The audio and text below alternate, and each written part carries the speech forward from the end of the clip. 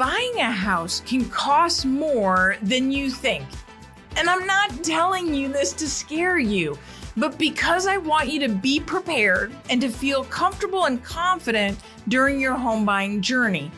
So today, I want to talk about what you need to save for when you're buying a home.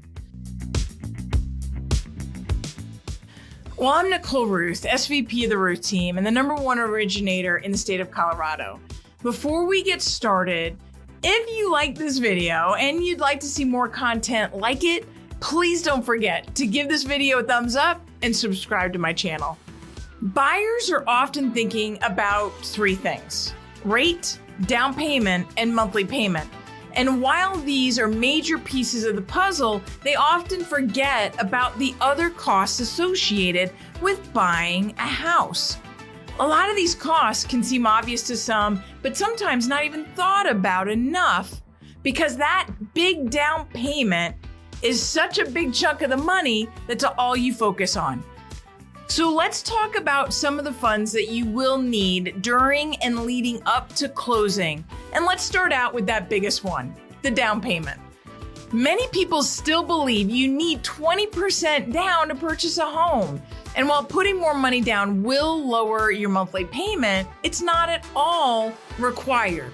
In fact, there are many down payment assistance programs available depending on your income, assets, and credit score. Or the required minimum down payments are as little as 3 to 3.5% down. That's why it's so important to talk to a lender before you decide how much money it takes to put down for a home. So let's start talking about those forgotten closing costs. Closing costs can be anywhere from $6,000 to $10,000, and that's just a range. They include an underwriting fee, which can be as little as $1,200 to $1,800, an appraisal fee of anywhere from $600 to $700, title fees of anywhere around $1,000 to $2,000, plus your first year of homeowner's insurance paid at the closing table, and 2 to 3 months of both your property taxes and your insurance premium built into your escrow account. You'll also need to add in additional funds as you're planning if you want to buy the interest rate down. However, in today's market, there are opportunities to receive a seller credit that can help you cover or at least offset some of these costs.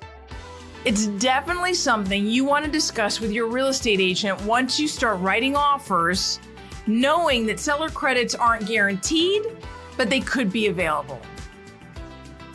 The third cost that comes into play are inspections. They're outside the loan closing costs. And depending on where you're buying, there's certain inspections that you're absolutely going to want to complete. The big ones that I see most clients get is a home inspection and radon testing, which is what I would personally do.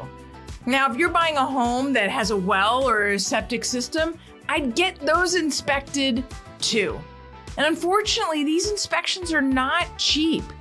You can generally do radon testing at the same time as your home inspection and double up on some of those.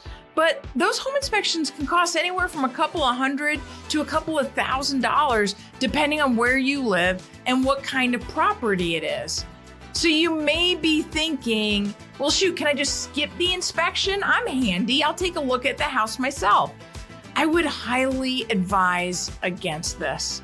Home inspections are a great resource and take a deep look into the ins and outs of your home. I mean, they could save you hundreds of thousands of dollars down the road in repairs, or even point out something that you can negotiate with the seller to repair before buying the home. Another cost that people dismiss when they're purchasing is the moving expenses. That's often thought of much later.